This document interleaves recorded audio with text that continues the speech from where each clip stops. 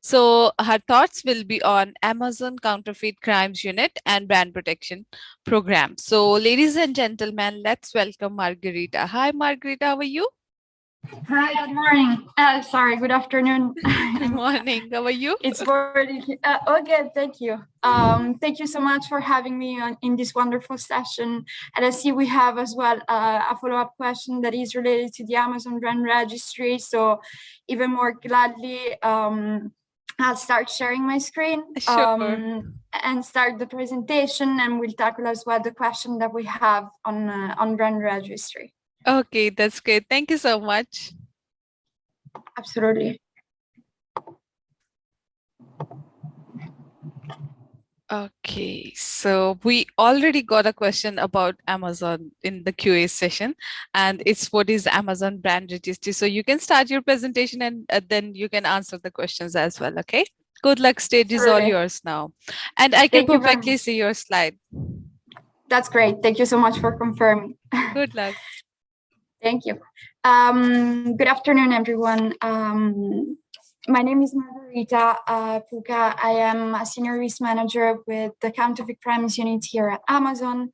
And I've been with the company for 3 years. And previously of joining the Counterfeit Crimes Unit, I was actually part of another team still in brand protection. So I've all my journey within Amazon has always been in this incredible ecosystem that Amazon has built around the topic of brand protection. I am located in Milan, Italy, so that's why I started with a good morning. I think coffee still needs to kick off for me.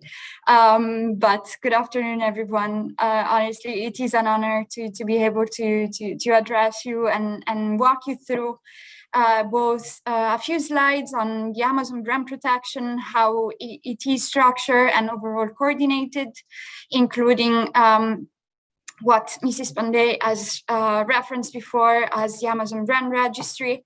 But then the core of my presentation will actually be on the Counterfeit Crimes Unit, which is the team I'm sitting on. And I see we have as well one of our wonderful colleagues, another senior risk manager who's connected today, Kaylin Hong, and she sits in Singapore. I sit in Milan, but again, I'll have a chance to walk you through a bit the structure of our team. Kicking things off with the Amazon brand protection at large. One thing we keep in mind all the time while we work at Amazon is that we strive to be the Earth's most consumer-centric company. So everything we do, literally our day-to-day jobs, is having the customer at the center. And by customer, it can definitely be the end buyers, but it can be as well all the other partners that we have, including brands, including law enforcement. But at the end of the day, we want to make sure that whoever gets on the platform and whoever buys from Amazon receive trustworthy product and they are purchasing authentic and safe products. So that's how we developed and we really thought about the overall Amazon brand protection system. These are the investments that we have in terms of brand protection. So you'll see here a few of these very large numbers that really want to give the perception of what it is and how much we've invested as a company in this space and in this area. Looking at the 2020 numbers, overall, we have over $700 million that are invested, that have been invested, and over 10,000 employees. And Kaylin and I are only two of all this whole group and very large group that sits worldwide that is dedicated day in and day out to fight fraud and fight abuse. Overall, this has led to very successful results. And we've been able to stop over 6 million attempts from third-party sellers to actually be able to even list a single product for sale when we detected them to be risky. So, and overall, we saw that only 6% of new sellers, so new really third-party sellers that attempt to register an account with us have actually passed the whole verification products and we're able to actually list the product. So we have a very hard initial vetting that is really preventing and working in order to make sure that the counterfeit goods or risky listings or risky sellers are not even able to be on the platform.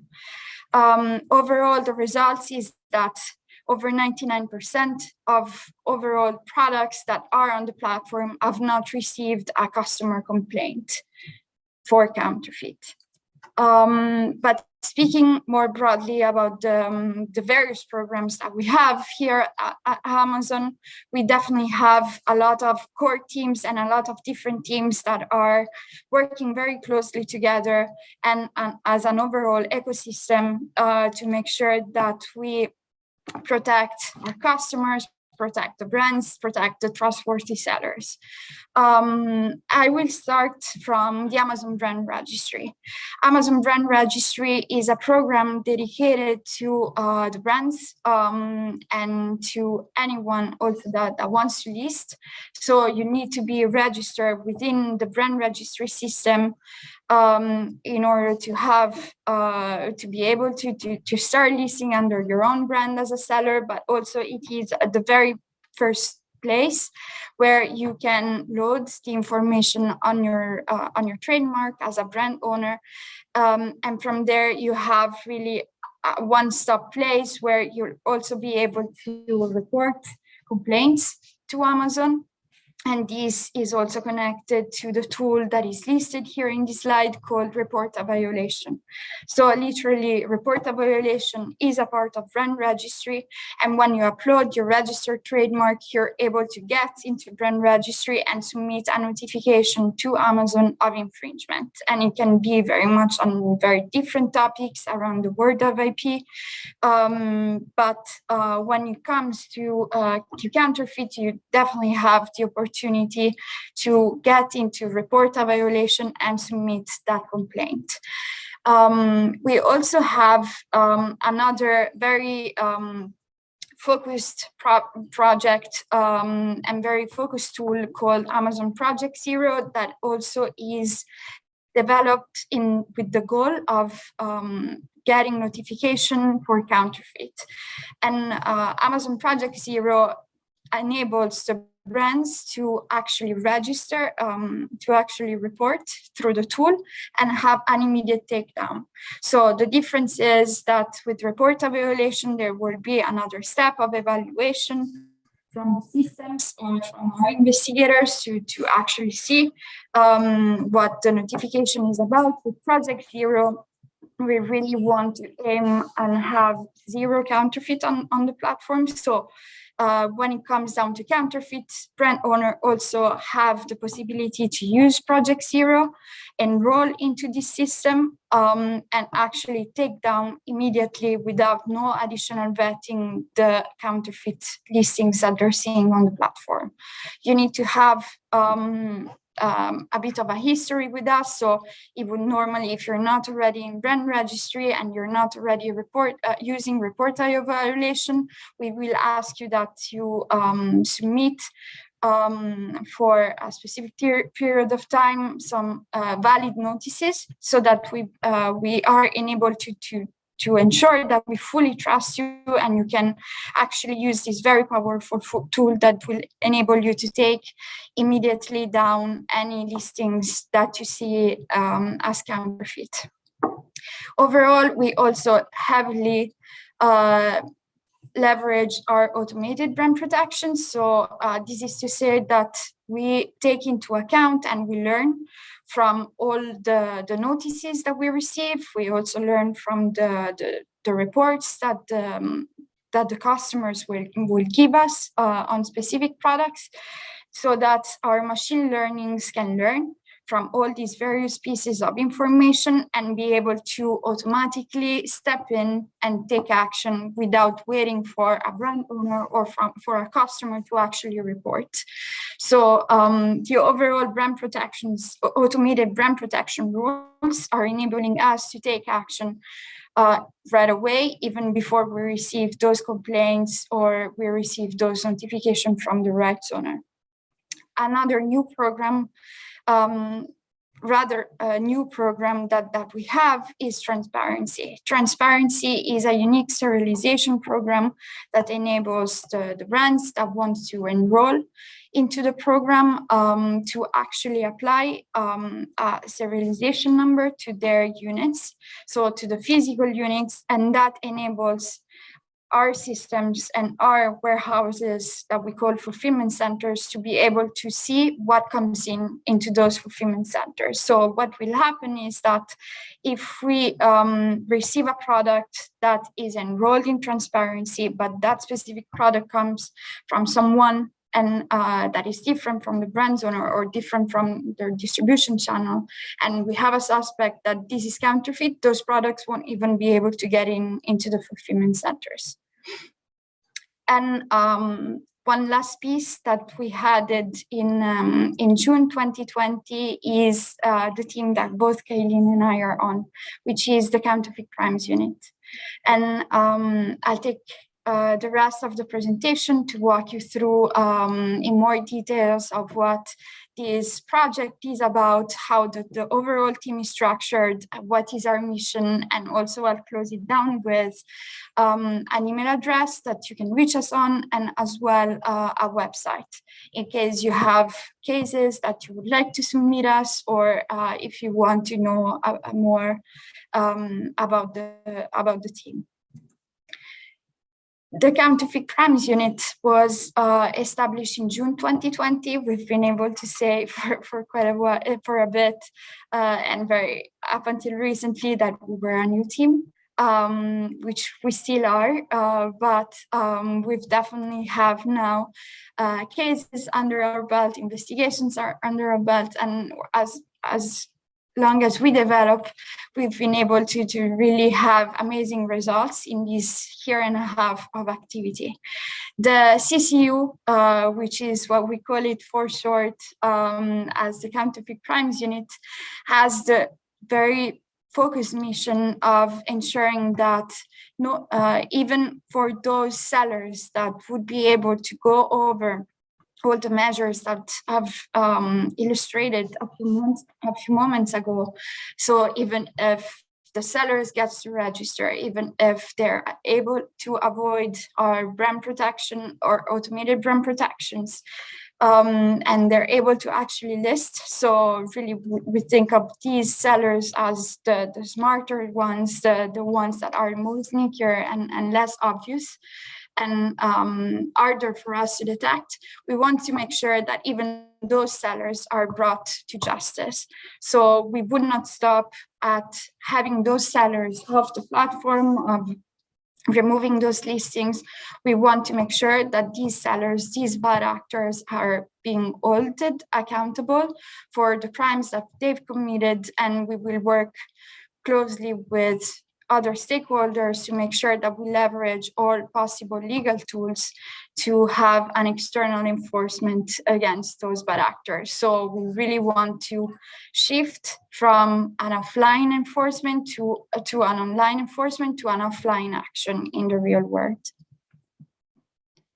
In terms of the team, the team is structured with a multidisciplinary approach. We have very different backgrounds within the team, which enables us to find strength into each other competencies.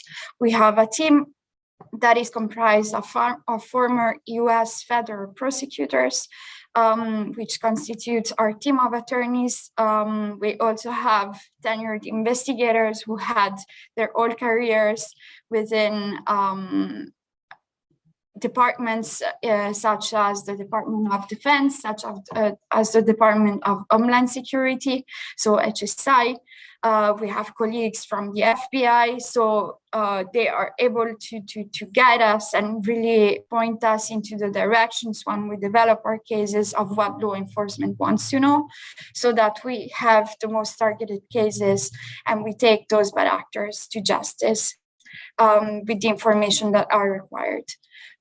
We also have a team of data analysts and business analysts. So we have two business analysts within the team that are helping us in our day-to-day to develop our data structure. And then we have the investigators, the / data analysts, which that we call risk managers, that Kaylin and I are part of this team. And our day-to-day job is really to get into the data, understand what information we have on those bad actors, piece it out together, and then work together with the rest of the team to make sure that we have the most complete information that we're able to share legally and lawfully in each different jurisdictions where we're finding the bad actors. I will also mention here that our team is very international. Kaylin sits in Singapore. We have team members as well that sit in China. I am located in Milan, Italy. We also have another colleague that sits in London. So we're covering Europe, we're covering the APAC region, and the core of the team actually sits in the United States. So we have team members that are in both coasts of the US. So we have the director of the team and most of the attorneys on the team that are actually sitting in Washington, DC. And we also have team members that sits with the Amazon headquarters in Seattle. So overall, we want to really try to cover all time zones. The goal is also to be able to be closer to the end stakeholders, that would be either the brands or law enforcement, but also to be in those jurisdictions where we're able to make a difference and keep those bad actors accountable. I've mentioned already a few times that we have key stakeholders, and we wouldn't be able to do what we do on our own, both from an interpretation standpoint of the information that we have. So we really rely heavily on the brands, and we collaborate closely on all investigations, and really see that as a joint partnership to be able to come as a united front. But then definitely another key partner in all of this is law enforcement. And when it comes down to law enforcement and law enforcement authorities and agencies, we have partnered at both a local, at state, and at a federal level in the US, but also worldwide. So when I think about Europe, for example, we've been working closely both at an international level and international law enforcement organizations such as Europol, but also with Interpol, but also a national level, for example, in Italy, in the UK, in Spain, in Germany, but also in China. So also in China, we've been able to take our cases to the local PSPs, but also more at a regional level, really. Everything, both our partnerships with law enforcement and our partnership with the brands have, again, the united mission to facilitate and enable all actors to be able to prosecute those bad actors. We also engage with industry groups and government associations, and in order to make sure that we are also, that brands are aware, that law enforcement is aware, that we are very willing to partner on these counterfeit investigations when they have touch points with Amazon, but not only. So even if you have a very strong case, and even if you have a very important lead where you think there might be a touch point with Amazon, but you haven't seen it, we're also very willing to be able to, we are very willing to be able to help you and go back and interrogate the information that we have if it can support the investigation moving forward. I will talk here for a minute about what is it that we do when it comes down to working with law enforcement, and then I will move it over to the brands. And then finally, I will give you as well a few examples of the cases that we've done to date. When it comes down to working with law enforcement, the key message is that we share the information that we have in a lawful way on the bad actors that we've noticed either internally through our systems from other teams, but also from information that we've received, for example, from customers or from brands. So, and when we share this data, we typically would share it with law enforcement authorities that are throughout the US, UK, Canada, Europe at large, and China. Overall, really the key is that we want to make sure that we explore any possible ways that we have to be working together, to be collaborating together in order to keep these bad actors accountable. And we typically do that in two different structures. We have quarterly confirmed counterfeit reports that we issue to different law enforcement authorities, and these quarterly reports will take into account all the complaints that we've received from the brands. So it's basically the information that we're gathering on the back to make sure that we have these quarterly cadence in which we would produce these reports to different law enforcement bodies. So so far we've been able to send these reports in the US, to China, to Europol, and we've also recently started to submit these reports directly to the different countries, for example, in Europe. This is really on a quarterly cadence, but then on the other end, we also investigate more closely on specific cases. And when we do that, we will prepare an overall package that will contain all the available information that we're allowed to share with law enforcement on the bad actors in order to walk you through what specific data points we have. So for example, what is the addresses, what are the email addresses that they've registered with us, what phone numbers they've given us, but as well as IP domains that they've used to connect and log into the Amazon platform, as well as what they've sold in terms of the brand that we're investigating on. And we would typically as well confirm that the units that they've sold, of course, are counterfeit, and we will be able to give that to law enforcement as well.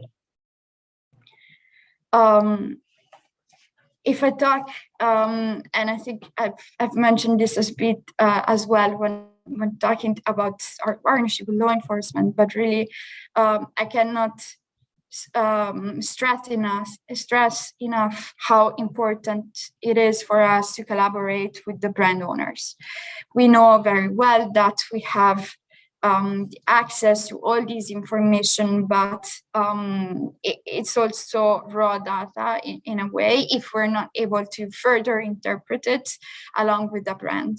So we're very well aware that there is no one better than the brand owner that can understand and knows their chain of production, their products. So no one can substitute their information and their knowledge. We also take very seriously and vet at a weekly level all the notices of infringements that we receive.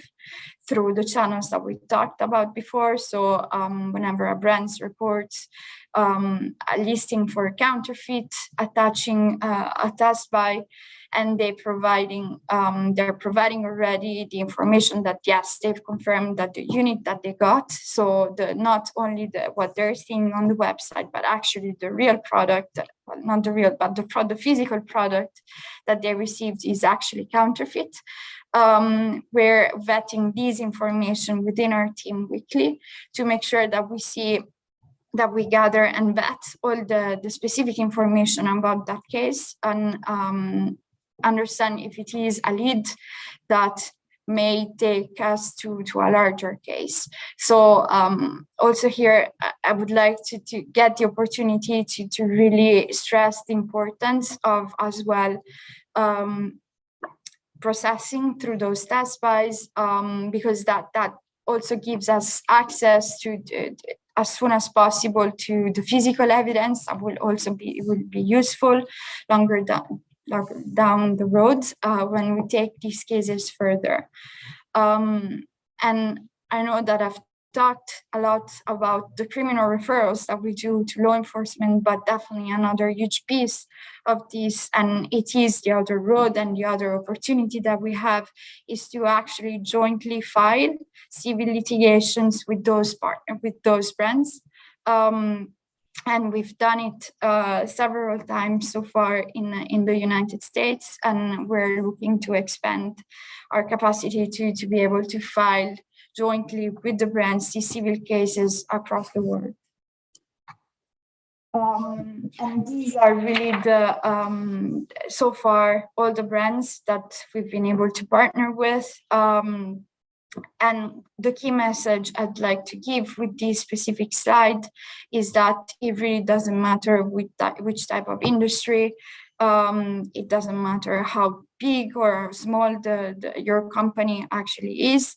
We are if you suffer from counterfeits, we're here to support you, no matter what, and no matter which product you're producing. So we've really been able to scope from different fashion brands, Italian luxury brands such as Valentino, such as Salvatore Ferragamo, but also with toys companies such as Asmodee, or Dutch Blitz.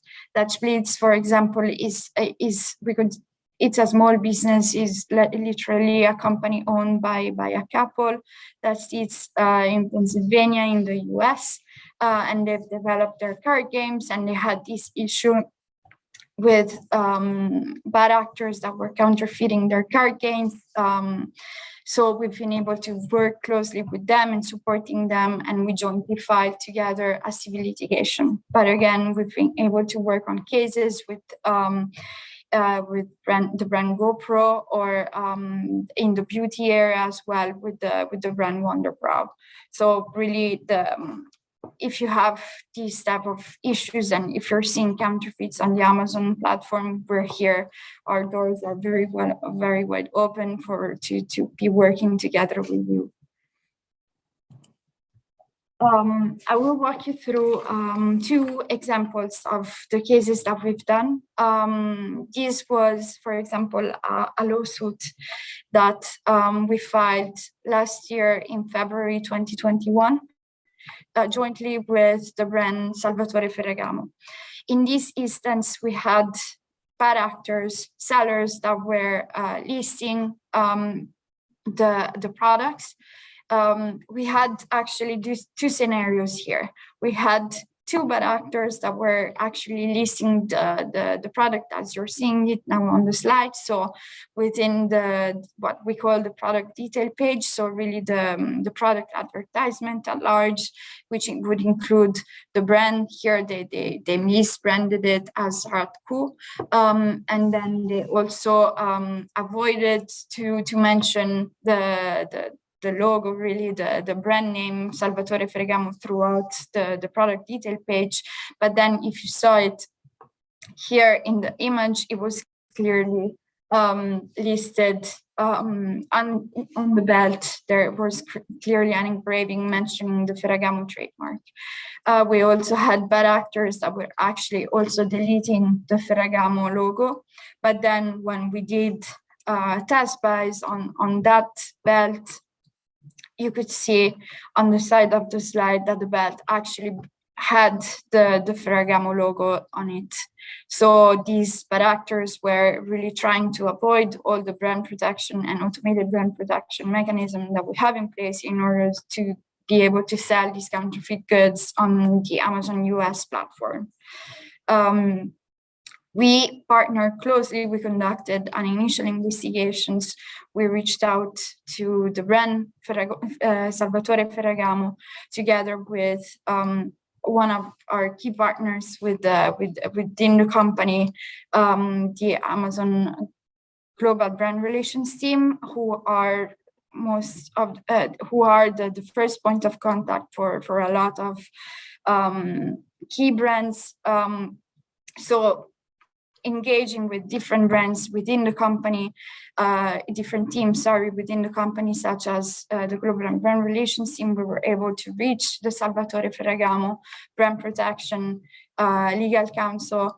And together we developed this case. So we conducted as well on the back of this lawsuit an additional investigation that has brought us back to China, and we were able as well to locate the individuals who were actually operating these accounts located in China.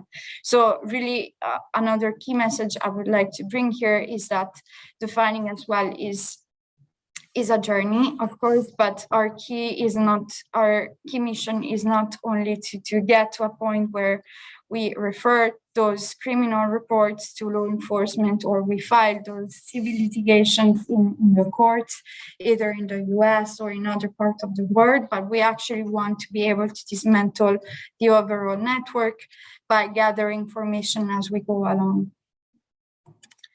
And this also enables me to connect to another piece, which is, again, we have this long-term impact of being able to disrupt the overall network. And we also will tackle not only the sellers that directly have sold the goods on the platform, but we will also tackle all the other actors that have acted as facilitators in order for the sellers to be able to reach that endpoint of being able to offer the counterfeit goods to the customers. And that would include, for example, the supply chains, all the logistic networks that they've used, but also we will go along and get information through the court filings on the financial resources that were used in order to really go up the chain and find who are the ones that are operating the accounts. This also leads me to a second example of a different case that we've done. And in this instance, in November 2021, we actually sued together with the sellers as well 2 social media influencers. Why we sued them is because they were facilitating the sale of the counterfeit goods on the Amazon platform. So literally what these social media influencers were doing was collaborating with the sellers to make sure that when you would get on the Amazon website, you would have, for example, like we have here, the image of a bag that looked absolutely not infringing. So there were no mention of logos, not on the image, not on the brand, not on the overall description of the product. But actually, when you looked into the social media account, the influencers were actually showing to the customers what the real product was going to look like. So what the influencers were calling this scheme was hidden link, or buy this, get this. So literally the journey of the customer might have started from this social media account, which could have been Instagram stories or TikTok videos, where they were actually showing what the product was looking like, and then when they would link it to an Amazon link, and then the customers were able to get on the link, see actually a non-infringing product, but then what they would receive is a bag that would bear one of the luxury brands on it. So we would have a full-on counterfeit product that was able to get really on the platform. Overall, we then followed up the investigations here. For example, started from an internal team who reached out to us. They were monitoring overall what was happening on social media, and they found this scheme. They flagged it to the Counterfeit Crimes Unit, and we started an investigation in order to be able to collect possible information on both these influencers and the sellers. And it resulted into the filing of a civil suit in the US. We reached a settlement with, so at this stage, we've been able to reach a settlement with the two influencers. But the case with the sellers is actually still ongoing. The refunds that we received from the settlement were given to the INTA Association for an awareness campaign. I will close the presentation by talking about as well how important is for us as well is the deterrence effect. So typically what we've done up to today, and you'll be able as well to find these articles on the civil actions that we've done together with the brand. We typically would try to partner these civil actions with as well a PR message, but really the overall message here is to be able to tell the counterfeiters that this is an ongoing project. So if you want to get to the Amazon platform and sell counterfeit, this is what you're risking. So we want to be that the counterfeiters are well aware that we will not stop at blocking their accounts, but we will actually keep them accountable either in courts or through criminal investigations.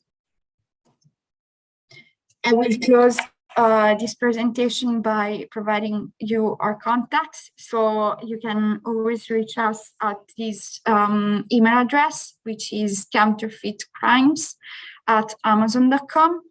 And you can also get, you will also have another website, which is brandservices.amazon.com/counterfeitcrimes, where you can actually get more information about the team, but also file a form. You can compile a form, and we would actually also get directly the information on a potential case that you have related to counterfeits.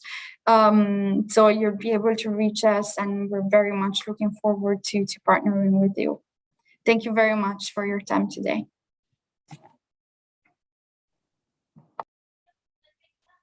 Hi, Margherita. Can you hear me? Okay, so thank you so much for your wonderful session, and it was really very interesting, and we are getting feedback for your presentation as well. It was really very interesting. Thank you so much.